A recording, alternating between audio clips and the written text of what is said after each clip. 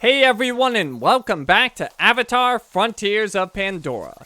On this video, we're doing the quest, the Aranahe clan. Etua, Sahik of the Aranahe, invited me to visit her home tree and meet her clan. Find the Aranahe home tree, the largest tree in the silk woods of the King Lore Forest. So if we look to the west, that big old tree right there, that is home tree. So we're gonna make our way over. It's a long journey, and on the way, we'll be looking for new stuff. New stuff like this. That is a mantis orchid. Flora, a beautiful giant orchid-like flower which resembles the large mantis-like insect that pollinates it. Found throughout the King Lore Forest. Additional info: beautiful giant orchid-like flower on single slender stem with narrow green leaves. Flower resembles the large mantis-like insect that pollinates it. When camouflaged against the orchid, the predatory mantis can ambush small animals, which it hunts for food. The giant mantis orchid is rare, regarded as sacred, and protected by the Na'vi. The Pandoran mantis insect is predatory, dangerous to Na'vi, and to be avoided by human and Na'vi alike. The mantis orchid is strikingly similar to an earth orchid, but on Pandora, the plant grows to gigantic size, including the stunning orchid flower. Like orchids on Earth, the mantis orchid has a highly specialized pollination system, and is pollinated by only one species of insect, a mantis-like insect. Co-evolution of the orchid with the Pandoran mantis has resulted in their nearly identical appearance, and the perfect fit of the mouthparts of the mantis with the flower of the orchid. The mantis on Pandora is also large, 30 centimeters long, highly predatory, and dangerous. It can change color in protective camouflage so that it is difficult to tell if you are looking at the mantis orchid or the mantis itself. In this form, the insect can ambush and trap insects, reptiles, and small mammals to eat. It is not poisonous, but large enough to inflict serious harm on Na'vi and humans, who try to avoid it. So, potentially, at some point, one of these orchids may have a mantis on it that attacks us. So maybe we need to watch out for that. But who knows? Maybe we could take this mantis. Alright, we've got some vein pods. They're kind of disturbing. Now, you actually can use vein pods to sort of propel yourself forward. You'll obviously take some damage doing that, but if you wanted to speed things up, you could potentially get around quicker doing that. Alright, so that's a better look at Hometree. It's a very impressive looking tree.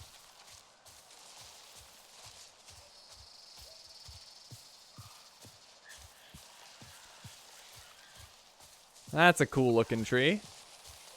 Quite large too. Oh, we just got an indicator on our screen. That means we are either near a bellsprig or a Tarsyu sapling or a Tarsyu. So if we use our Na'vi senses, you can actually see it right there. It'll help you find it, whatever it is. But in this case, it's a bellsprig.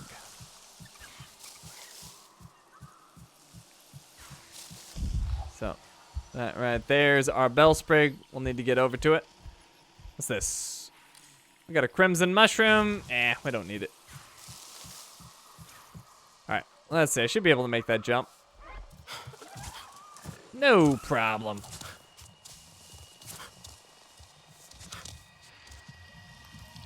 Touch it. Health permanently increased. Sweet. Bellsprigs. Bellsprigs will increase your maximum health by a small amount. They can be found throughout the different regions of Pandora. Alright, let's go back down. Got a bit of a drop. And this is new. What's this? Mist Shade Fungus. Flora, a giant lichen-like plant. Found throughout the King Lore Forest. Additional info: a tall, woody-stemmed fungus with a large, flat cap at its crown. The mist shade fungus thrives in damp, shady conditions. Alright, and we've got something here. Hexapede, young. Alright, well. We got no reason to mess with the hexapedes. I guess at some point we should probably get the meat off of them, but I don't know. I don't want to mess with them. They're so cute looking. What is, oh, I missed whatever that was. Dang, it went so fast. Not sure if you can scan those, but presumably you can. Oh, we got some sort of settlement coming up. And some Ikron flying above it. Right off the river. They got a pretty awesome spot for this settlement.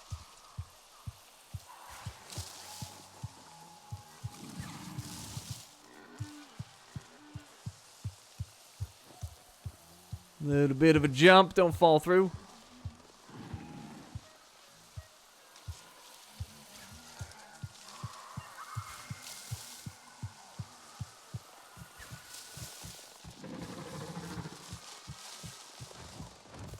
Hey, that one just landed. Is that a shimmy fly? Or not, it's a moon scarab. Na'vi camp, Weaver's Flourish.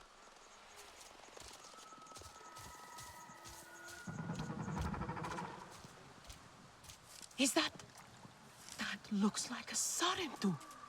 A Sarentu? The lost clan? Look at the mark. It must be something else. The Sarentu are long gone. Katna will want to know about this. Let them pass. Hometree's scouts will see them soon enough. You doubt my heritage? I'm a true Sarentu. Alright, what do we got here? This is a lionberry? Yep, lionberry. Let's grab some fiber. Well, that was easy. I'll take it. And I don't know, I guess we may as well take another one.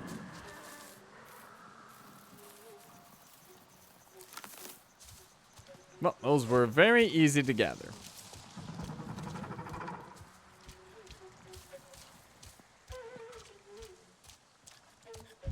What do we got here? A material basket other.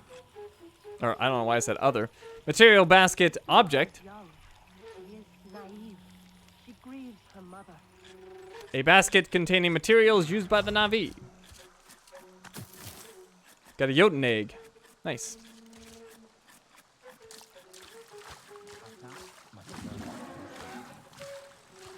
Alright, so our indicator has popped up. There is a Tarsyu or a bellsprig nearby. But let's check out the camp first.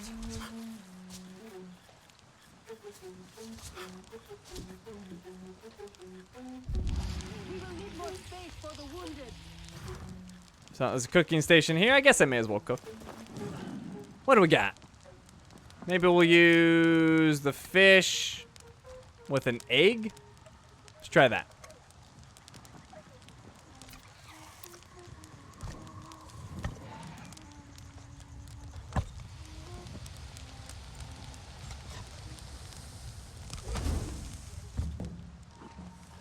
Ruined.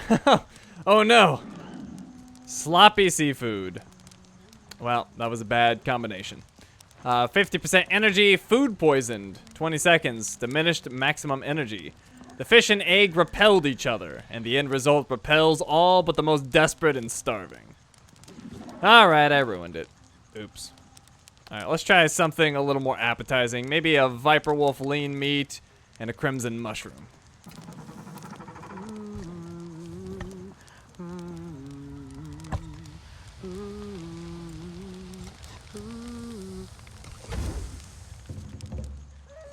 Much better. We got a meat and mushroom skewer. Fine, 100% energy.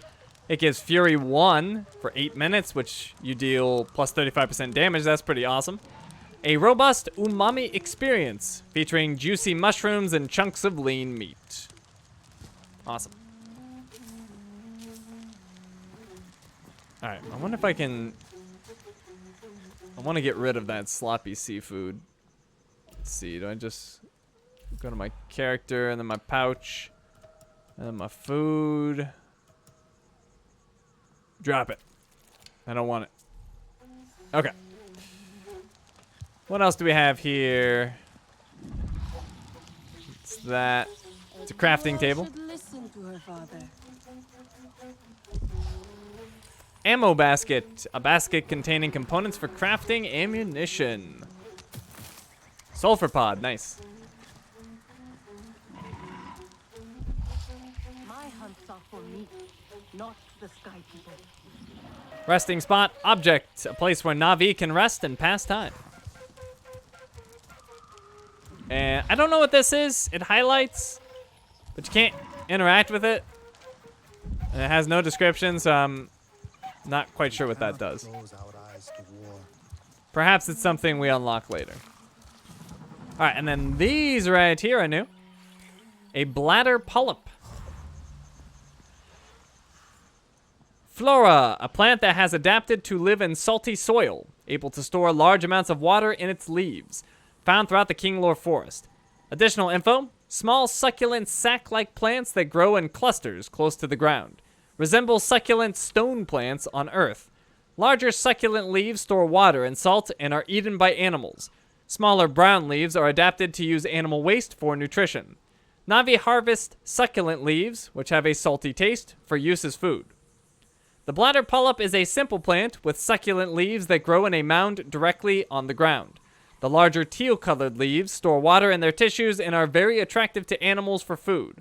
When the leaves are eaten or removed, new ones quickly grow in their place. The plant benefits from this sacrifice of leaves because animals that graze will leave droppings on and around the plant. Although most plants are unable to use raw manure due to its high concentration of salt and ammonia, the bladder polyp is a halophyte, meaning it has adapted to live in salty soils. The smaller brown leaves close to the ground are able to absorb high concentrations of ammonia. Salt accumulates in the larger succulent leaves, which causes the absorption of large amounts of water by osmosis, effectively diluting the salt. Bladder polyp is eaten by the Na'vi for their juicy, salty taste, which is somewhat like a pickle.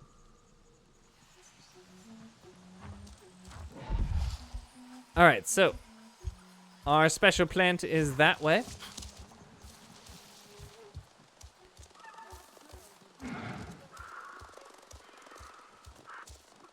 And it is leading us towards that cave. Oh, Viper Wolves. Dang it. I hate these things. You want some of this? Boom, right in the neck. Oh, come on. That should have been weak spot. Where you think you're going, huh? All right, the other ones want some of this? Or are they running? Oh, they want some. Oh, that was a bad shot. Ow. Where's he at? Where's he at? Ooh, got him good. Oh, he's down. Oh, you ain't running away. Nope. All right, let's make some more arrows. Boom. All right, put this away. Loot up. Viper Wolf Tooth and Viper Wolf Lean Meat, both fine.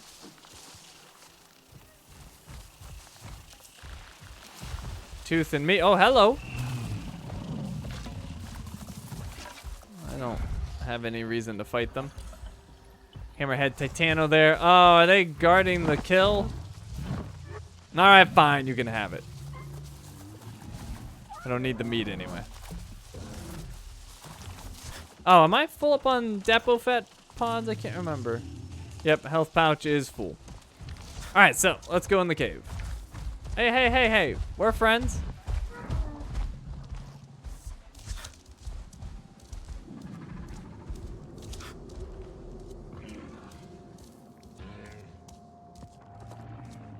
What is this? Dragon mushroom. Flora, a mushroom that shoots toxic spores at intervals. Most commonly found in caves throughout Pandora. Additional info, the Na'vi name is Stispixam. Taxonomy, Ignis gastromycete. Fire stomach fungus. The dragon mushroom is an egg-shaped gastroid fungus that grows in a variety of climates across Pandora. largely composed of a stomach-like sac in which spores are formed internally before being violently ejected in a thick cloud. Its distinctive yellow sac is covered in wiry red tendrils which grow around the fungus's body as it matures. It is these tendrils which periodically grip the fungus, causing spore ejection. The dragon fungus is highly adaptable, growing freely on vines and tree trunks, as well as rotting wood and even cave walls, only requiring damp conditions to thrive. Considered an angry plant by native Na'vi, the dragon mushroom is largely avoided by native wildlife. The spore clouds it emits cause irritation on skin, lungs, and eyes, and can cause sickness in the young or infirm. Among the Aranahe, the name is used as slang for someone who speaks cruelly or with a venomous tongue. Alright, it's spewing out spores. Let's go now. And we've got a Tarsyu sapling.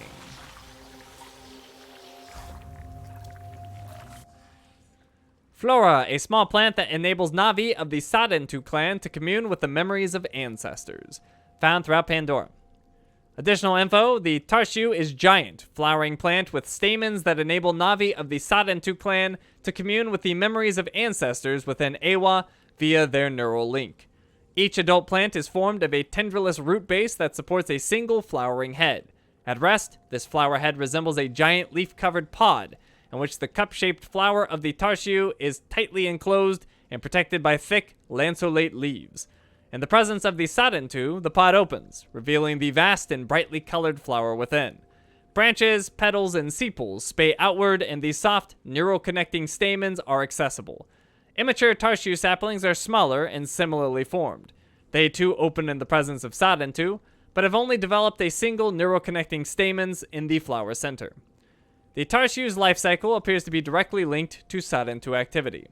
Several adult and sapling Tarsyu have been discovered across the western frontier. The plant thrives in highly varied growing conditions, in a variety of soils, weathers, and in light or shade. Although each documented example is different, all growing locations share a calm, serene aura, away from common animal roots and often hard to access. The Sadentu clan's historically nomadic culture and lack of their own fixed settlement means that they have traced roots between many clan settlements for hundreds of years, and it is on these roots the Tarsyu grow. The exact means of this propagation has not been discovered. Alright, so let's jump up there and touch it. And we get a skill point. Oh, and what's that over there? That would be a sage mushroom. Flora. This stemmed sage mushroom consists of a 3-lobed frilled head, most commonly found in caves throughout Pandora. Rarer sage mushrooms are often found near dragon mushrooms. Best quality is night. Additional info, growing in caves from wide-webbed root structures, the stemmed sage mushroom consists of a 3-lobed frilled head, blue or turquoise in color and highly prized by the Na'vi. Sage mushroom is considered a tasty, meat-textured mushroom. Mushrooms are the fruiting head of a fungus. They grow across Pandora and are used by the Na'vi in many ways, primarily as food, but often as medicine. So it's a cooking ingredient, and it gives ambush 2, deal plus 40% stealth damage, short duration. Alright, and then we've also got, we've got some moss there. Is that bruise moss? It's not letting me inspect it for some reason. Whatever, I'll gather it. Pretty sure it's bruise moss.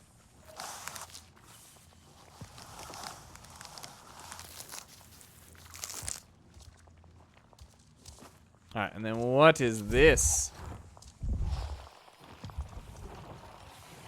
Blistering root. Flora. This plant hurts any creature that touches it. Most commonly found in caves across many regions of Pandora. Additional info, Na'vi name is Hanger. Taxonomy, Repens radix, creeping root. The blistering root is woody, vine-like flora that grows along the ground. Its web-like tendrils spreading vigorously and indefinitely with softer, brighter colored roots growing from its harder, knottier stems. Resembling a web of tree roots, the plant grows no leaves, fruits, or flowers, but emits toxic spores which burns the skin of much Pandoran Pandoran wildlife. The plant's simple nervous system causing its roots to writhe if stepped on, releasing more spores that act as both a defensive and offensive mechanism. Tougher animals are quickly repelled from the organism, whereas weaker ones are killed. Although not technically carnivorous, the blistering root does feed from the decomposing bodies of creatures and insects that die on its writhing, stinging mass. The blistering root can grow anywhere it finds damp conditions and some shade. It is commonly found under dense forest canopy, sheltered against natural rock formations, and within caves. The blistering root is almost universally avoided by Na'vi because of its painful sting, aggressive growth, and the unfavorable hunting conditions around the areas it thrives in. However, it has one niche usage within Na'vi culture within the western frontier. Blistering root bark that has been sundried and finely ground is still poisonous, but it can be used very sparingly as a seasoning. Stinging spice is described as having a very sharp, fiery taste and a numbing effect on the lips and tongue. Many Na'vi find this flavor extremely unpalatable. Yeah, I would also find poison to be slightly unpalatable. Alright, what else is going on in this cave? We got some more stinging root there. Anything back there? I don't think so. I don't particularly want to step on the stinging root. So, let's go. Back out the way we came.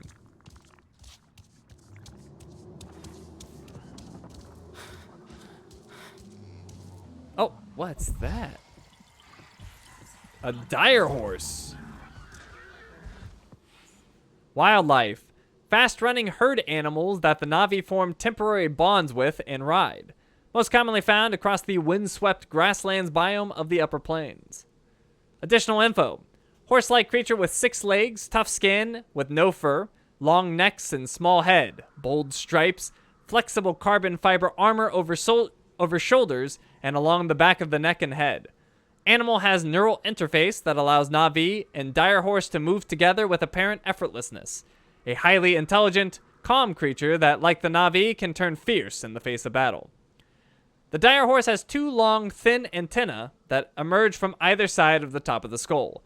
These appendages have feathery tips that move constantly, almost like a kind of seagrass, and seek out the antenna of other dire horses as they move near.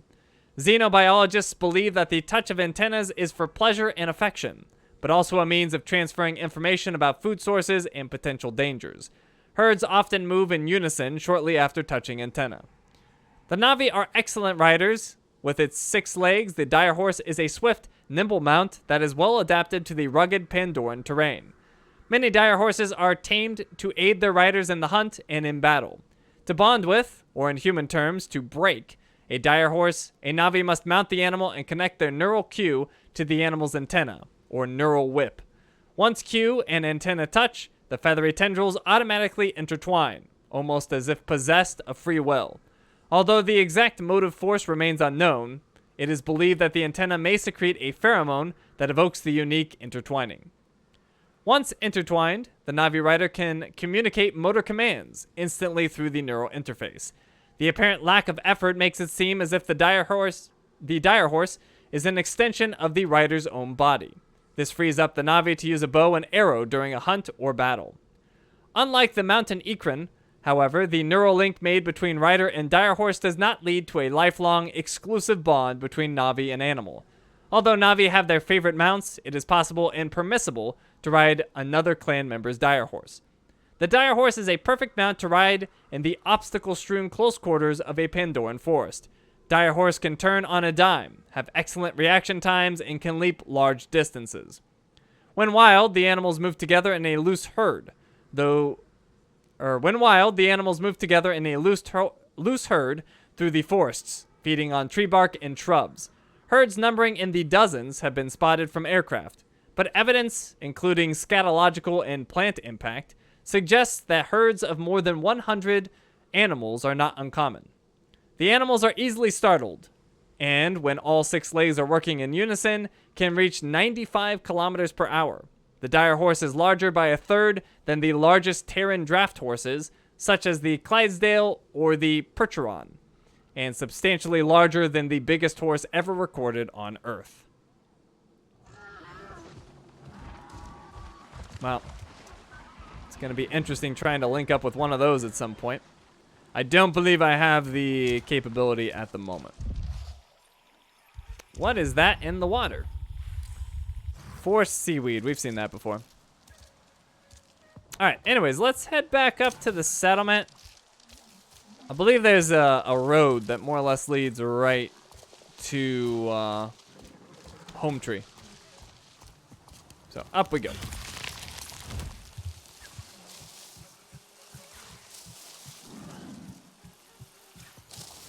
Got a mushroom there.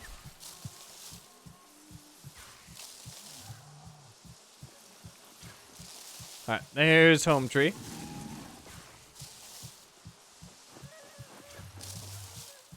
What's that little guy? I'm still convinced I can scan them, but it never works. Alright, so we're back at the camp. And we've got something new. What is this? Storm Sky Bamboo. Flora. Despite looking like bamboo from Earth, the conditions on Pandora result in a much sturdier and larger plant than any known bamboo species on Earth. Most commonly found in the bamboo grove biome of the King Lore Forest. Additional info, Storm Sky Bamboo is a purple, fast-growing plant. It grows in hollow, convex segments divided into woody node rings. The older and larger the cane gets, the more irregular and pronounced this growth becomes. So that's definitely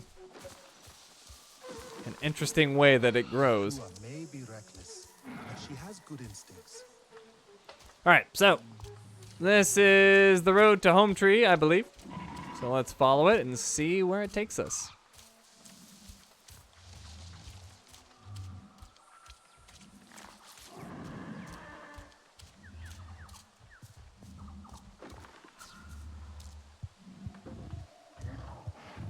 Alright, so we've clearly entered a bamboo forest, which is pretty cool. I feel like it kind of came out of nowhere, too.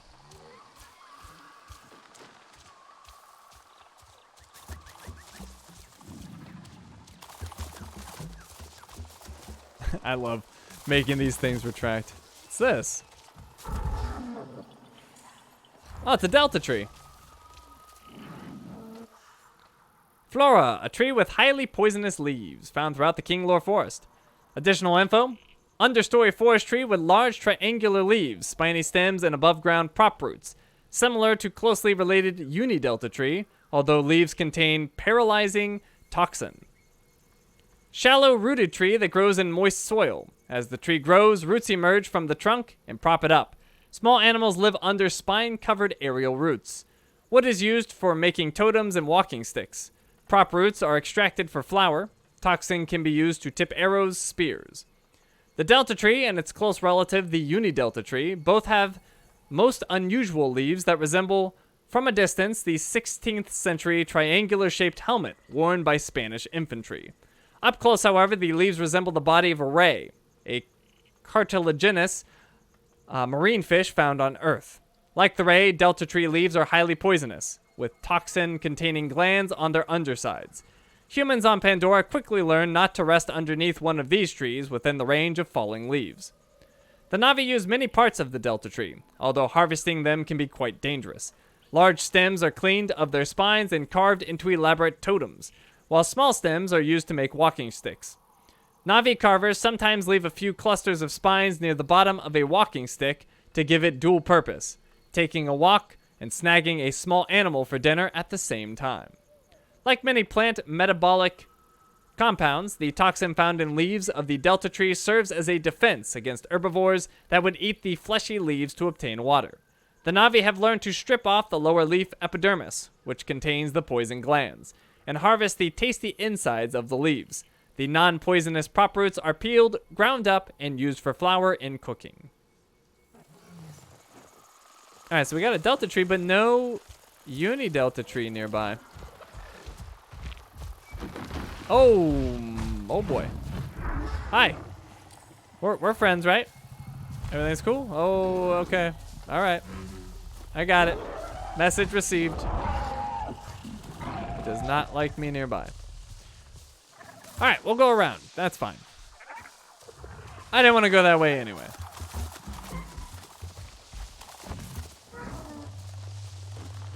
Is he looking at me? Nope, he still thinks I'm over there. Alright, good. Moving right on past him. We'll actually take this route here. Oh, there's some fire. What is going down?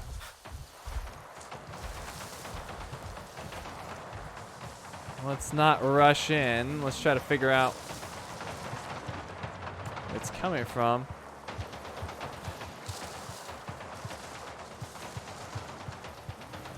Alright, it sounds like it's over there. Yep, definitely over there. Oh, do we? Whoa. I think I got some animals after me, too. Let's see. Oh, are they fighting the wildlife? That's a lot of viper wolves. Oh, they're winning, though. Alright, I'm going to get involved. I'm going down. I'm getting involved. Yeah, you want some of this? Oh, take that. Actually, why am I using this? Let's use assault rifle. Oh, heal up. Oh, what are those? I thought you guys were fighting viper wolves. A scarab crawler? What is this thing?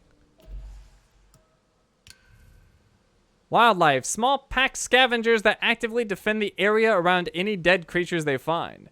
Most commonly found in the swamp lowlands biome of the Kinglor Forest. Additional info, Navi name is Tarsyu to Saulak, I guess.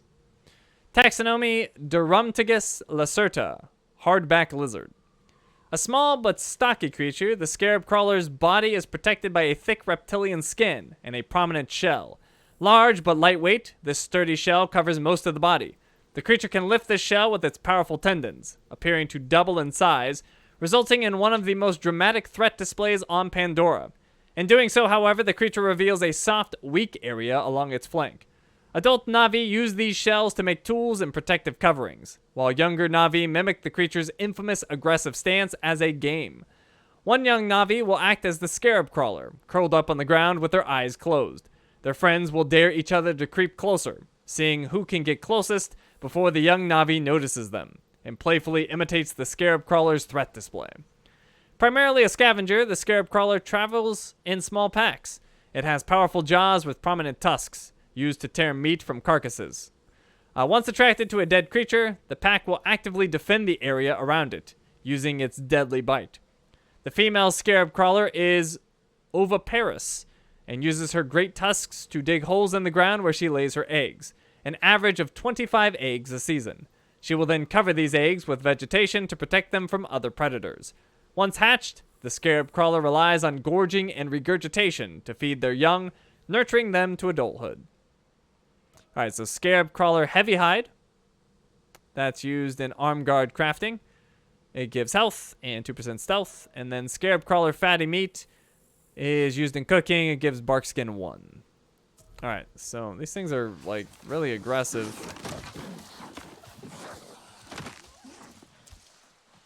Well, they're kind of leaving me alone.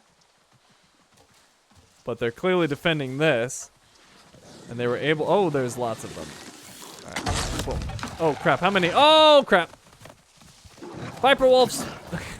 Oh, we got a party now. We've got a party now. Oh, crap. Scarab crawler got me.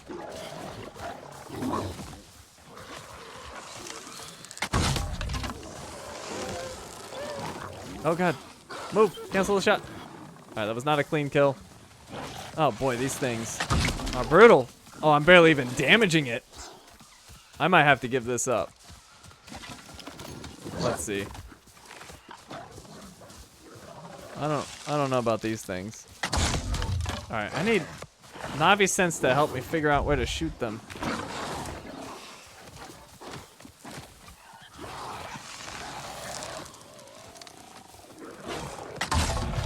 Oh, right. It told me in the description. I forgot. The soft underbelly. So once it does its oh crap. Once it does its threat display, maybe I can nail it. Nope. Hey, wait. Viper Wolf. What the heck? All right. Good. Fight the Viper Wolf. All right, let's see. Get out of here.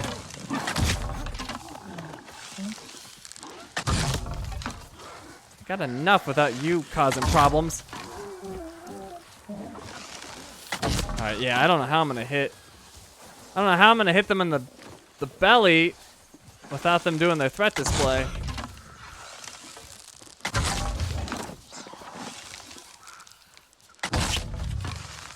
They are so armored, that's ridiculous.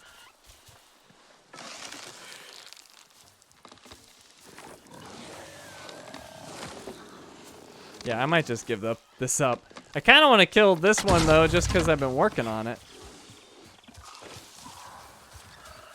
And I want to do it with the longbow just so I don't ruin the material.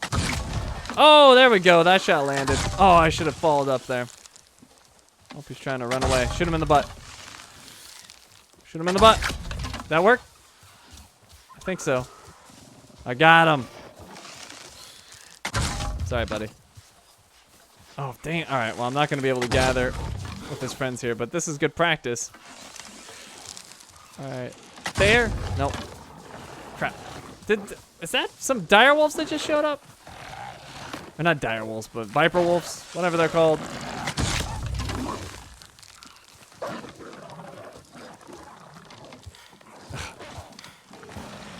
Well, we're going to have a lot of materials, that's for sure. Alright, I might be running out of sticks any moment.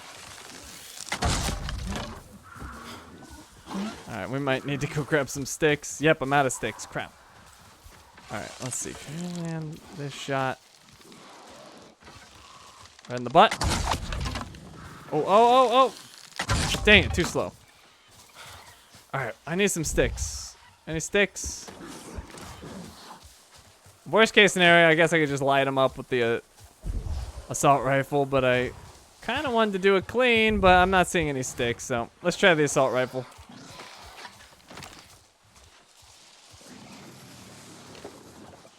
Wake up. Oh, that tore him up. Yeah, he didn't like that. Guess the RDA is good for something. Ruined. Yeah. Did the other one die or run or? I don't know what happened to him. Alright, we need sticks badly. Alright, we didn't ruin this one though. So, oh, Viper Wolf. No, I didn't want Viper Wolf. I wanted this guy. Scarab Crawler Heavy Hide. Fine. Scarab Crawler Fatty Meat. Beautiful. Alright, well, we had to work for this spot. So, what do we got? Spare parts.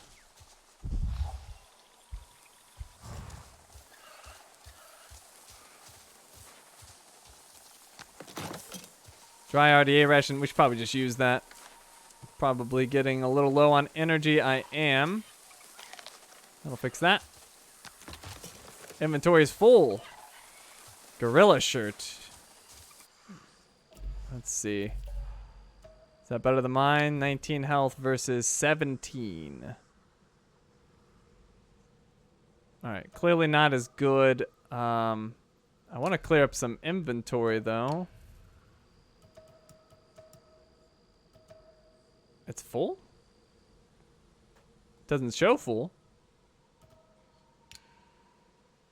I'm a little confused. Well, if it helps, maybe I'll eat another food. Maybe that'll help. Inventory is full. Oh, special ammunition container. Oh, okay. That makes sense. I thought it meant like overall inventory. I was very confused. Alright, I thought I killed more around here, but I'm not seeing the corpses. Maybe I was not as successful as I thought. I don't want to fight that last one. Freaking scarab crawler. These are young, too. I can't even imagine how awful the adults must be. Alright, well, anyways. Let's see. I want to get back up there. Here's a lift vine. Perfect.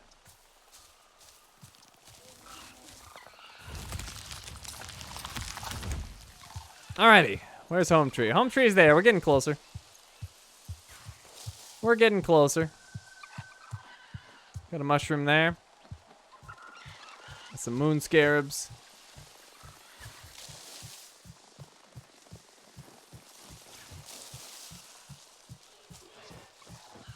Oh, what's that right there? Nothing. Okay.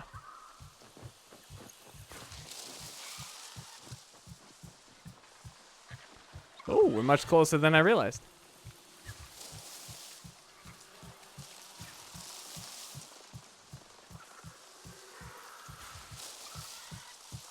Alright, so we just got the indicator popping up. So once again, we're near a special plant. Either a bellsprig or a Tarsyu sapling. Or a Tarsyu. But anyways, it's in this hollowed out tree. I guess tree stump. And we need to take that bridge in. Oh, there's another dire horse. Oh, and Dapofet plants here. Let's get our health items back to full.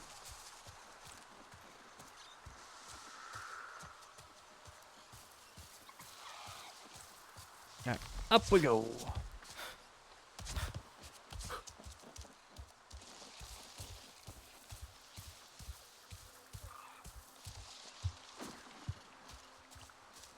Oh, and then down below, I can usually scan them, but it should tell us it's a fishing spot. Don't know why it's not. Oh well.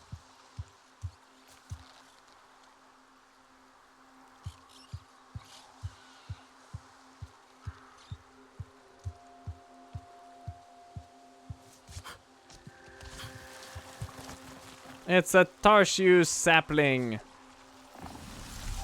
1 skill point earned. Alright, let's continue on to Hometree. Now we're really getting close. Still a lot of bamboo in this area, but it seems to be thinning out for other types of tree.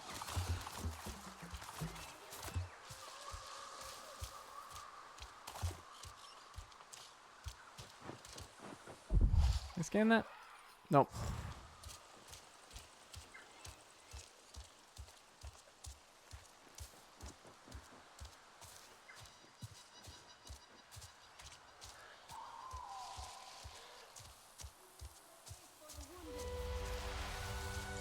Hometree.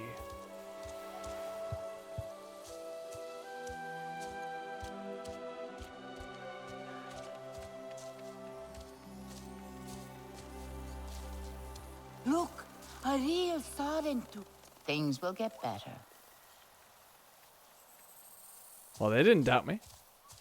That's good. Not like the ones at that camp. They didn't believe. What is that up there? A sulfur pod? I could use a sulfur pod. Oh. Hey, it's those little beetles. I remember them.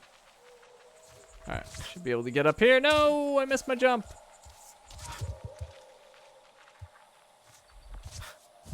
There we go. Alright.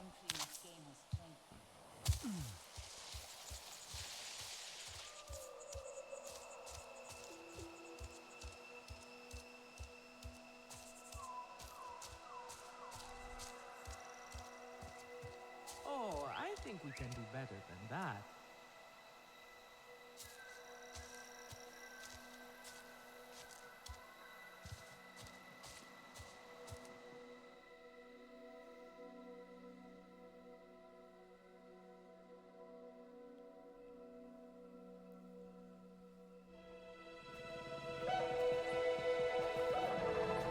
Stranger!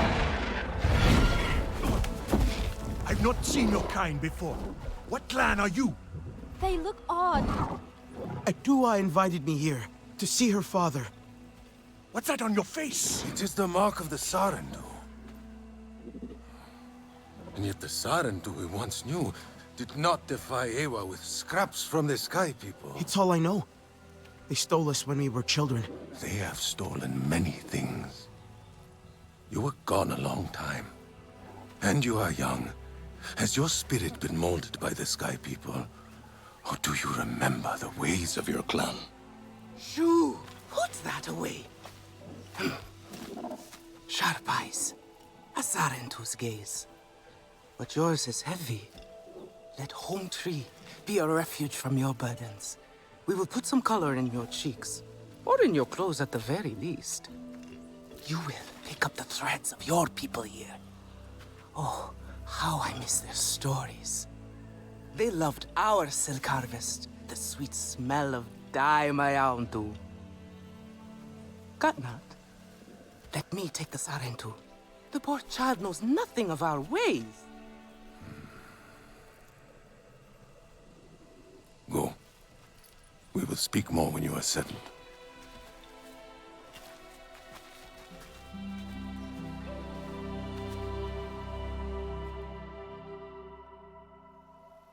I really must speak more with Atua's father about the resistance.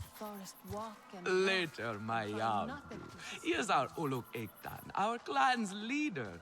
Let us clean you up a bit first. You would frighten the hide off an Angsik looking like that. Besides, I would not mention those Sky People if I were you.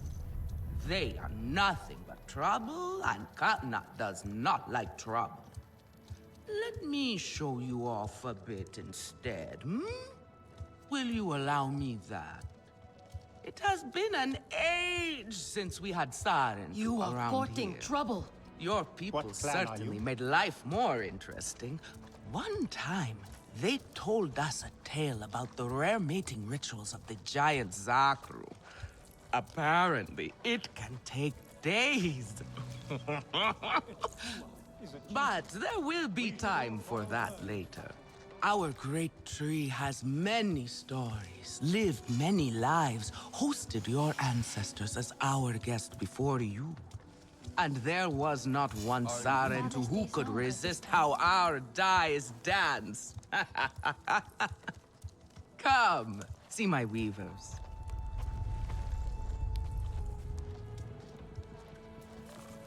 You must pour your heart in. Koranu, my dear, let us see your latest. Gorgeous silk, is it not? Not as sturdy as it once was, not since the Kinglor flowers closed. But still, you will not find better. Stronger than Zakru will, I promise you that. And you know how the Zezwa love to brag. Koranu is quite the weaver. She will help you out. Anything you need. Yes, please take my mind off this. I've been working on it for hours, and it's still not quite where I want it. You see, now is the time for beauty, for art. Speaking of which... Alright, so before we move on, let's talk to Koranu. I hope I have something you like. Alright, so what does she have? She has Viper Wolf Tooths and Lionberry Fibers, but of superior quality. Nothing I've been able to get so far. But we don't have the clan favor. If you look over here on the bottom right, clan favor. Beneficial deeds such as completing quests or defeating the RDA increase the favor you have with clans. And we basically have none. Alright, she also has Karanu's Arm Guard. Arm Guard with 54 health and 15% wildlife damage. Weaver Shawl, Chest Guard with 26 health. Weaver Waist Wrap, Waist Cloth with 26 health. Aranahe Leg Wraps, Ankle Guards, 26 health on those and 15% weak spot damage. Karana's Bracelet, an Arm Guard mod with 5% stealth. And then she's got some chest guard mods. Karanu's Weaving Strap. Renown, plus 10% clan favor from quests and activities. That could be interesting. Boost your faction a little bit quicker. Karanu's Protective Strap. 8% elemental resistance. And Survivor Strap. 5% elemental resistance. Then if we go to designs, she's got Karanu's Sleeve Arm Guard design. 27 to 161 health. 15% wildlife damage. We need any heavy hide, which we do have. And any bark. So we're missing the bark. But we can still receive the design. Then Karanu's Shawl. Chest Guard design. 27 to 178 health. 15% weak spot damage. Any moss and any tooth. We've got those. And Dire Waist Wrap. Waistcloth design. 27 to 190 health. And 10% stealth. Any fiber and any tooth. We also have those. Alrighty. Come back if you need more. So we got the new recipes. People need a little nudge sometimes. A little intervention. Does for Nafika their know you own are here? good. And we got some new hunter guide entries. So first one is Starefoot Bark. Flora, the bark of the starefoot tree that grows with a web of fibrous fungus strands running through it. Most commonly found on starefoot trees in the Kinglore Forest. Rarer starefoot bark is often found amongst the great roots in the Rising Spires domain in the Kinglore Forest. Best quality is night. Additional info, the sapwood, layer beneath the bark, of the starefoot tree grows with a web of fibrous fungus strands running through it. This structure makes for a tough but slightly flaky bark surface. Bark is the tough outer coating of plant stems, roots, and trunks. The Na'vi have learned to gather bark galls, knotty swellings on the plant surface caused by natural damage. This gathering helps heal the tree, and the bark is used to craft a variety of Na'vi gear. So, Starfoot bark is gear crafting material, gives health, and 5% elemental resistance. Then we have Starefoot tree. Flora, giant trees with large traversable fungal plates on them. These trees are one of the defining features of the Great Roots biome of the Kinglore Forest. Additional info, the Starefoot tree is found extensively in the Kinglore Forest. Its taller-leaved branches reach up to join the forest canopy, while its lower trunk is the epiphytic home to a variety of fungal plates that spiral around its base. Oh, and then in journal, we have new recipes we haven't looked at. There we go. And then designs, we have the Karanu Shawl and Dire Waist Wrap we just saw. And then ammo, we've got new Staff Sling ammo, Skunk Palm Pods. They take an acrid pod. They release an unpleasant smell on impact. There's Siren Pods. They take a sulfur pod. They produce a distractingly shrill sound on impact. And then Trip Grenades. They take spare parts. They trigger a devastating blast when a target gets too close. Now, it's still showing I have a new design. That's because I have, I think it's an arm guard design. And I have not yet unlocked the arm guard slot. So, it's just kind of confused. But we'll get that soon. Alright, let's continue following Nafika. Knows a war is madness. Who's right here?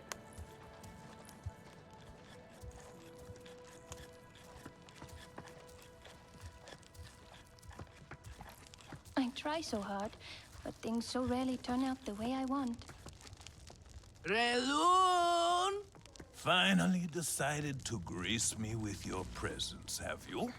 And with a Sarentu, no less. Exciting, is it not? Another lost soul for you to guide over the rocky ravines of life. Betterment awaits, Sarentu. Ah, still cross, I see. If you are smart, you will not let this one fill your head with silk and dye. The heart of the Aranahe is taste. Relun is a prickly one, but he is the very best cook. He knows it too. Alright, let's talk to him. Relun. What are you looking for now? He has a gift. A Jotun egg. I'll take it. Then he's got spineberry fruit, exquisite. They're 25% energy. They give hardy 1 and long effect duration because it's exquisite. He's got an exquisite crimson mushroom. He has fragrant herbs. They give tracker's boon 1, deal plus 35% damage against wildlife. Mudcrawler fish. They give stealthy 1. Blaze fruit. They give hardy 2, gain plus 35% base health. Then he's got a lean meat skewer, superior. Bark skin 1 on that. Chunks of lean meat, lightly grilled to keep them juicy and delectable. He's got stuffed mushroom. Stealthy 1 on that. Mushroom stuffed within mushroom, or with mushroom. This umami-loaded delight is for the true fungi enthusiast. Egg spice bowl, 100% energy. It's got tracker's boon 1 for 25 minutes. Deal plus 35% damage against wildlife. The simple scrambled egg develops a bite from the mixture of spicy herbs. And sweet fish pie. It has forest rapport for 25 minutes. Clearly see wildlife maturities without activating Navi senses. A sweet dish filled to the brink with slices of fruit and delicate cuts of fish that almost melt on the tongue. And finally, he's got Rayloon's signature pastry. It's 100% energy. It has Gatherer's Guidance for 25 minutes. Clearly see superior and exquisite gatherables without activating Navi senses. That could be very useful. This mouth-watering fruit pastry shows off the skills of Rayloon, the masterful chef of the Aranahe. Eat. Use it well. People need a little nudge sometimes. A little intervention for their own good. And here, my dear friend, Kitangi. Nafika, taking the Sarantu under your wing already? A necessity, I should think. Look at these clothes. Pitiful. Rough and prickly like a hermit bud. You lack the grace of your ancestors. They knew how to dress. Rough and prickly is what I'm used to. Well, now you will shine brightly. Rival the rainforest with our collars, my Hometree. Our silk will serve you well. Strengthened with Sternbeast hide, it will stop you from getting chewed up out there. Or at least, you will be hard to swallow. Sternbeast? Can this child track? I've done okay so far. Okay. What do we think of okay? Do you thrive on okay, child? Or do you only survive? Itu is on a hunt. I'm sure he will make a fine guide. Indeed, if you can find him. There is a hunting camp near the water. Itu will be there. But do not upset his hunt. He will not thank you for that. Go on, my Hometree. A respectful hunt will show Katnat you remember the ways of the people.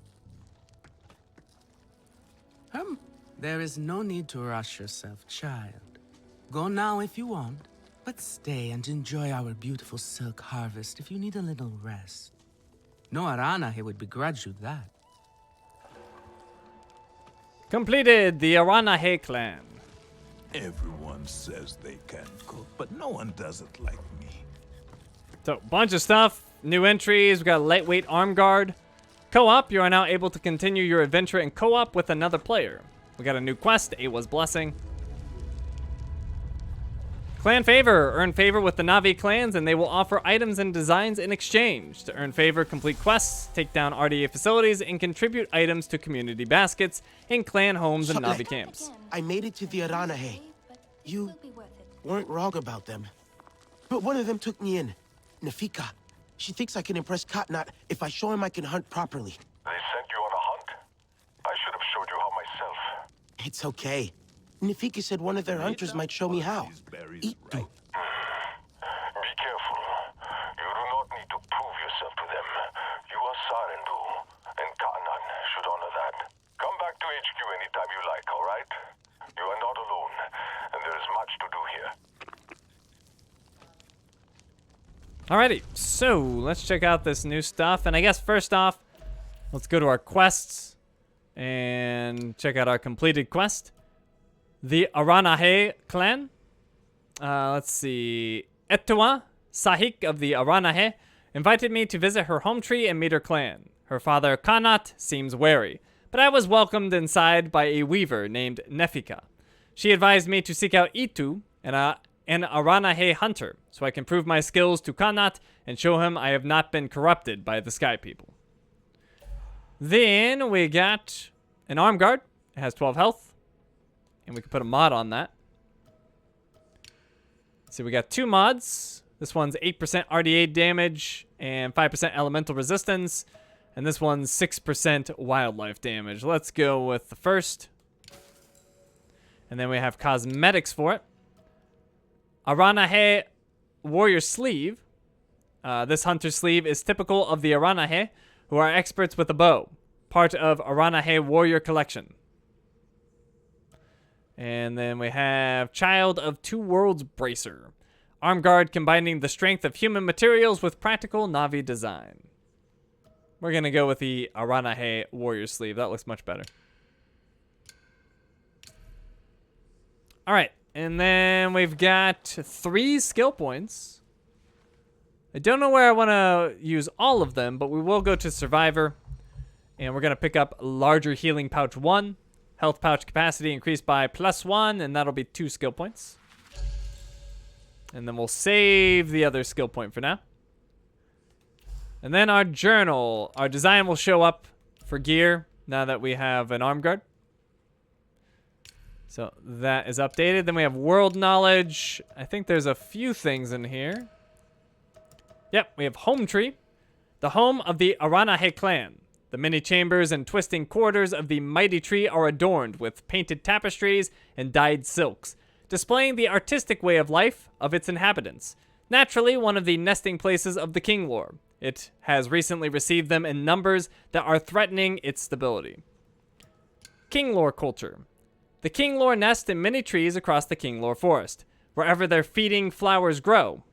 In these nests, they create a silk-like fiber, which has a variety of uses for the Aranahe. The Aranahe harvest discarded king lore cocoons for silk, using it to make clothing and tapestries. They also cherish the king lore as symbols and messengers of Awa. The king lore are necessary for the survival of the rainforest, as they are vital for pollinating many plants. Since the RDA's return to Pandora, the king lore feeding flowers have mysteriously closed up, preventing the king lore from feeding and nesting throughout the forest.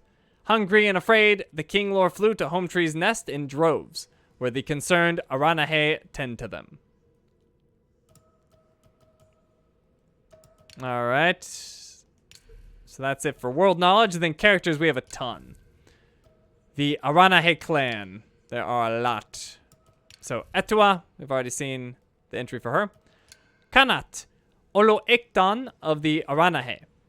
Kanat is the Olo Ektan of the Aranahe clan. He leads the clan together with his daughter Etua. Though as the older and more experienced leader, he expects the clan to see things his way. Stern and controlling, Kanat does not react well to disagreement. It helps that he is a skilled public speaker, often able to sway people to his side. Kanat believes the traditions of old have always served the Aranahe well, whereas change only brings chaos. For Kanat, such chaos is evidenced by the fate of the king lore. Etua is adamant that the problem lies with the RDA. They are throwing the rainforest out of balance. But, afraid for his daughter and his clan, Kanat insists that if only Etua would take responsibility for the king lore, all would be well. Kanat is afraid of what fighting the RDA will cost, yet he frames his fear in tradition, order, and logic when speaking to his clan. He will do whatever it takes to ensure the Aranahe people and culture is not in harm's way, and above all, he fears losing Etua to what he sees as a pointless war. Nefika, Aranahe Master Weaver. Nefika is the Aranahe clan's exuberant Master Weaver, commanding respect from all members of the clan, including Kanat, the Olo Ektan, and Etua, the Sahik. In her youth, Nefika perfected the prized Aranahe weaving and silk dyeing techniques. Her mastery of these celebrated art forms impressed the clan, and she became known as one of the best weavers of her age. However, her desire for conversation and connection as a child developed into a love of gossip and drama as an adult. Her sharp wit enabled her to be sarcastic and petty at times, ensuring she always had the upper hand. Due to this, she grew in popularity with some people, but was feared by others, and became a divisive figure in the clan. However, the place she had carved out for herself among the Aranahe made her indispensable.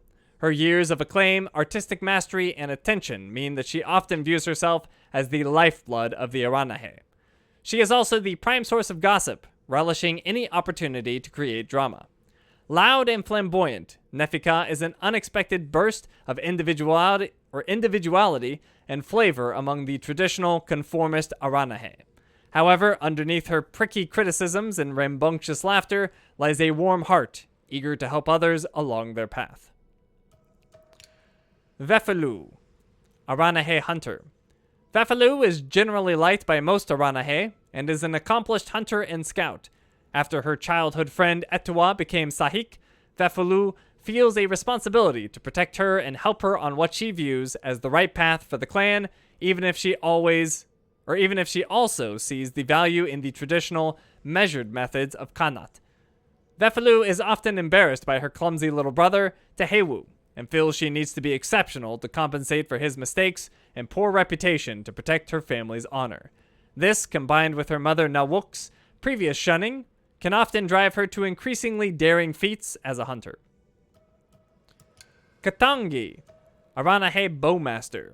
At first glance, Bowmaster Katangi seems to be a cold, stern teacher. However, she often surprises people with random nuggets of wisdom. Though she may seem tough and demanding to her students, she is warm and loving to her family, such as her partner Ongwi.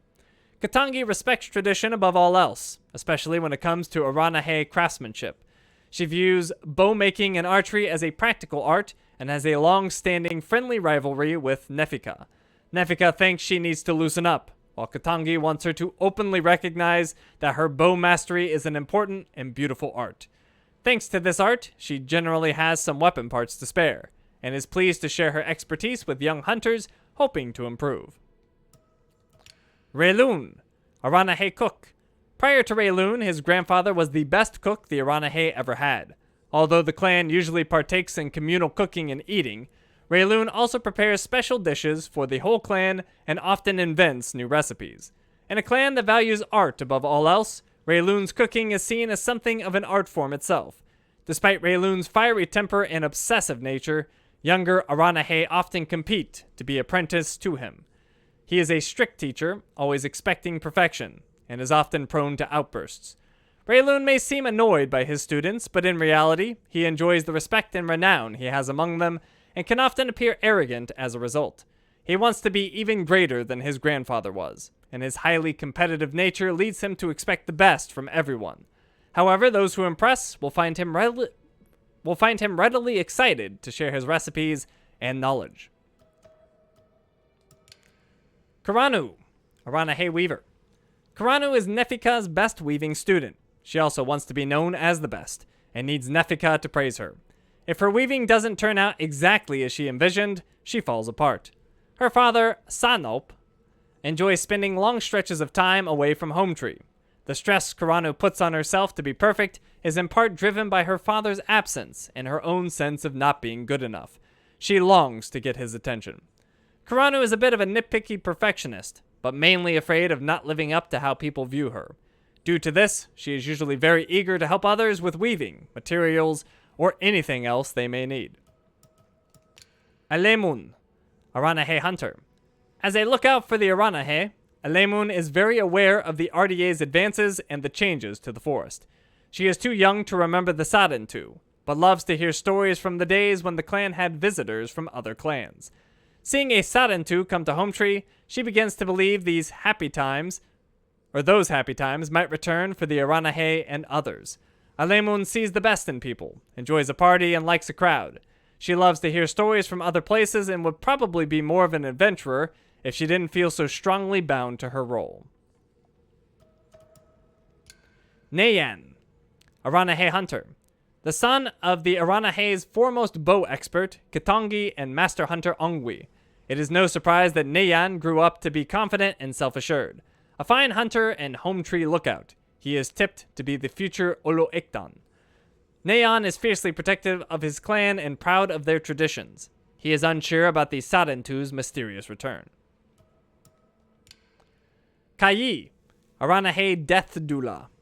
Kayi spent most of his adult life as a healer and medicine maker, but when Asahe, the previous Sahik, was injured, it became clear there was nothing he could do to prevent her passing. At Kanat's request, he shifted into the role of Death Doula for Asahe, comforting her and easing her pain before helping her return to Ewa. Now he serves as both a knowledgeable healer and an end-of-life guide for the Aranahe clan.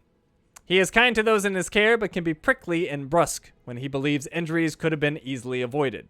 Since he cared for Etua during the grief of her mother's passing, he has a soft spot for her. Leitao, Aranahe lead gatherer. Something of a loner, Leitao prefers to spend time outside the Aranahe Hometree. She is comfortable in her own skin and quick to see the humor in a situation. This leads her to crack jokes, often in a rather blunt manner. It's clear that Leitao's life in the wild has rubbed these social niceties off her. But no matter how plain-spoken she may be, she is never intentionally cruel. A skilled survivalist, she is the clan's lead gatherer and an impressive archer. Gathering in the Kinglor Forest is far from being an easy job, and she cares about the small group under her wing to a fault, ready to do everything to protect them. Not much surprises her. Leitao cares deeply for her clan and her environment. With the return of the RDA, Leitao worries about the forest falling out of balance and wants everything put right again. Lorraine, Aranahe lead musician. A born performer, Lorraine demands to be the center of attention at all times. She loves to debate clan philosophers and likes to keep things interesting. She'd be a sore loser if she ever lost. Lorraine was born to Nefika and Ongwi before their relationship ended, and he paired with Katangi instead. Nefika was always quite distant as a mother, more focused on her art and her position in the clan. Lorraine compensated for this by becoming a leader with the children, making cliques and learning how far she could push things, both as a result of her own ego and a bid to get her mother's attention. During her teenage years, Lorraine and Nefika clashed a great deal, as Nefika's expectations for her were high, and somewhat motivated by who she wished she had been during her youth. Their relationship became colder and colder as Lorraine became invested in music and Kinglor care instead of weaving to spite Nefika. Yet Lorraine attempts to emulate her mother in many ways, since, in her heart, she truly admires her.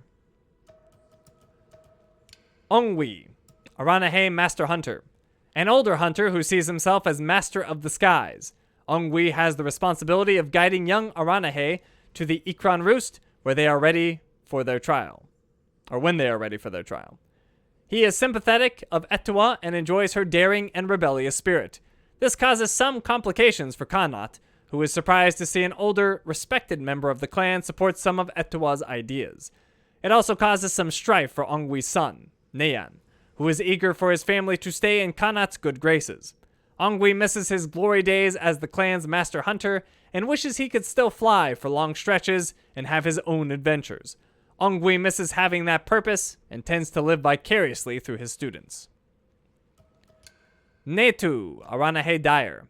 A talented but often bored Dyer. Netu is a classic example of a child lacking a challenge. She once dreamed of racing Ikran alongside her older sister Alemun, but fell from the floating mountains during her Ikran trial 6 months ago. Luckily, she did not fall to her death, but the experience embedded a deep-seated fear in her that now keeps her from trying again. Instead, she fills her days with dyeing silks, but despite her talent for the art, she finds it dull. This makes her particularly frustrated when it comes to clumsy Tehewu.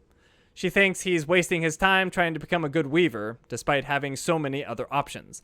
When not in the weaving area, Netu can usually be found admiring the Ikran from a distance. Nilngan, Aranahe musician. Nilngan is a fierce traditionalist. He is a skilled musician, and aside from Lorraine, he is the clan's only solo performer. A bit older than Kanat, Nilngan Nilngan was childhood friends with the Olo'ektan and trusts him with his life. He believes Kanat knows what is best for the clan, and that Ettua should listen to her father. He also has a fascination with the stars, having been educated and trained in their study by his father.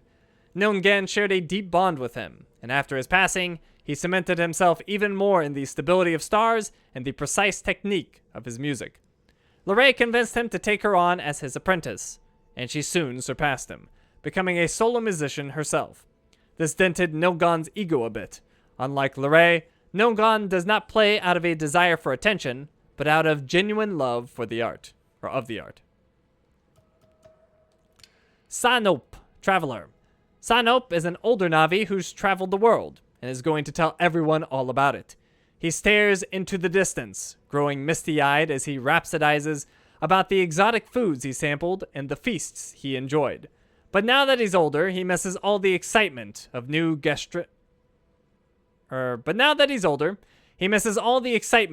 gastronomic experiences, especially trying out new food wrap recipes from far-flung places. He likes a good joke and seems resigned to staying in the Kinglor Forest camps now, but his stories are wistful. His love of adventure means he is an absent father to his daughter Koranu, whom he had later in life. He has no idea how much this absence has affected her. Tehewu, Aranahe Weaver. A clumsy artisan, Tehewu struggles to find his place among his peers. He admires Nefika and wants to be a great student, but constantly makes mistakes. Other students are embarrassed by his mistakes and tend to ignore him. His awkward fumbling is at odds with a clan that values beauty, artistry, and elegance. Tehewu's older sister, Vefelu, is a great hunter, and his mother, Nawuk, is a great artist. He feels he needs to honor family values and traditions by choosing one of these paths. His clumsiness precluded him from hunting, so he turned to art. Smitten with fellow weaving apprentice Koranu, this is the first time Tehewu's ever been in love, and is desperate for advice. He is determined to show his love through actions. He has a romanticized view of the world, especially his love. He's willing to see the good in everyone and is desperate to prove himself worthy. Sukiri, Aranahe Gatherer. Sukiri the Gatherer has seen it all and is tired of it, preferring to spend long stretches away from Hometree. Sukiri spends each day wandering the rainforest, foraging for rare and unusual fruit. Sukiri is friends with Leitao, the lead gatherer, but disagrees with her support for Ettua over Kanat. Sukiri grew up with Kanat and supports him as Olo'ektan. According to Sukiri, everything Kanat says is gospel. Sukiri, being pragmatic in all things, has opinions about the Aranahe and Ettua and is not afraid to share them. Nawuk, Aranahe Tanner. A hard-working Tanner, Nawuk is constantly striving for balance between fitting in with her clan and being true to herself. Her temper saw her shunned from the Aranahe for a short period of time, as she had repeated angry outbursts that questioned the wisdom of the clan. Her punishment was brief, and she has now been accepted back into the clan, but the experience wounded her pride. Nawuk now tries to conform to unspoken social contract for the sake of her children. Tehewu and Vefelu, but is finding it difficult.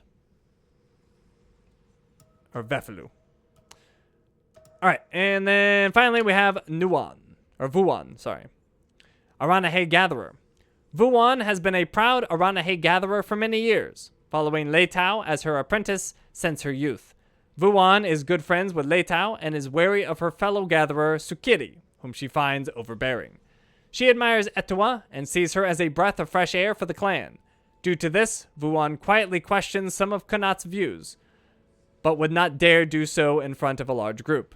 She spends her days wandering and gathering around the Kinglor Forest. Alright, so that's all of the new characters, and then we do have just a little bit in tutorials. I don't remember exactly where they are, so we'll have to ferret them out. Let's see, nothing under combat. Social, we have co-op. You are now able to continue your adventure in co-op with another player. The co-op menu can be found in the system menu. In co-op, the group member will always join the group leader's game world and continue the group leader's progression. After the co-op session, the group member will be teleported back to their own game world. Most of the gained items can be taken back to the group member's own game world. Completed quests in someone else's game world can be skipped when reached in the member's own progression. As long as the co-op session is active, the game cannot be paused. Don't start new activities after sending co-op invitations. You can lose up to 30 seconds of progress before a co-op session starts. So, if you want to play with other people, you can. But just be aware that if they are further progressed than you, then you might see some spoiler stuff for upcoming events. But you can do it, and then if you get to that part in your game, you can skip it. Alright, skills and health. Nothing there except for Bellsprigs. Bellsprigs will increase your maximum health by a small amount. They can be found throughout the different regions of Pandora. Use your Navi senses and the Hunter's Guide to find the Bellsprigs. Bellsprigs will also fill up your health, energy, and Dapofets. Cooking and crafting, we have hunting. Hunt wildlife to gather crafting materials and cooking ingredients. To find a specific animal, use the Hunter's Guide to learn about its usual locations, and the pinning feature to more easily spot it with the help of the Navi senses. Some wildlife exists in 3 versions, young, adult, and mature. The adult and mature are more difficult to find and provide better materials and ingredients. Your Navi senses can be of real use when hunting, as they not only highlight the animal and its weak spots, but also its scent trail. Following the scent trail allows you to track an animal's location and movement from a larger distance and find it again if it flees. Taking down an animal in as few shots as possible guarantees better hunting outcomes in the form of higher quality materials, but also a more merciful kill. Hunting an animal in one clean shot by hitting its weak spot grants you the clean kill bonus. Hunting with RDA weapons or certain types of special ammunition will ruin the materials, as we saw. And merciful kills have been difficult for me. I don't think I've done it yet. And then clean kills, I've had a couple of clean kills, I think, maybe. Either way, we need to work on it. All right, and then in World, we have Community Baskets. Community Baskets can be found in Navi camps and clan homes. Contribute items to Community Baskets to gain a small amount of favor. Community Baskets also have special requests, which require you to contribute a specific item and grant more favor. Once you interact with a basket, the special request will be added to the quest log. I think that's what I saw in that one camp that I couldn't interact with. All right, then we have Disharmony. Excessive violence or damage to nature will gain you Disharmony, which will sever your connection to Awa. You will not be able to soothe, call, or ride wildlife, or use your Navi senses. Additionally, Navi will not want to speak with you. Disharmony will last a certain amount of time. So, if you're doing bad stuff, if you're messing up nature, Awa cut you off, and so do the other Navi. All right, and then finally we have Clan Favor. Earn favor with the Navi clans, and they will offer items and designs in exchange. To earn favor, complete quests, take down RDA facilities, and contribute items to community baskets in clan homes and Navi camps. If you reach the maximum amount of clan favor, return to clan artisans to gain designs, gear, weapon items, and mods. Okay, and with that, we're all caught up. So, we're going to wrap things up. Father stays longer this time. We're going to wrap things up right here. So thank you for watching, and I will see you next time.